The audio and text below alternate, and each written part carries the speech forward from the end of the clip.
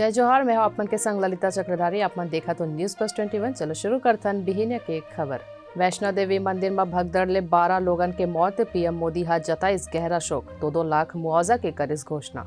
Corona vaccine के पहली dose पर 15 ले 18 साल तक के लइका मन के आज ले रजिस्ट्रेशन हो ही शुरू। प्रधानमंत्री नरेंद्र मोदी पीएम किसान योजना के तहत किसानन के खाता में 10वीं किस्त जारी करही। आज ले शिक्षा मंत्रालय के 100 दिवसीय अभियान पढ़े भारत शुरू हो ही। पंजाब के दौरा के आखिरी दिन अमृतसर के राम तीरथ मंदिर जाही अरविंद केजरीवाल। छत्तीसगढ़ के IIT कैंपस में पहुंचिस कोरोना, 6 स्टूडेंट पाए गए पॉजिटिव।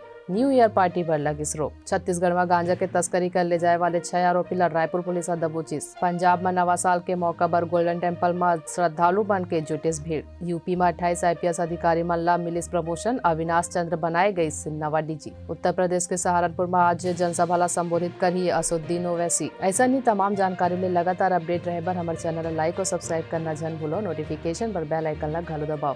देखत रहो न्यूज प्लस 21, आप मन के हक की बात।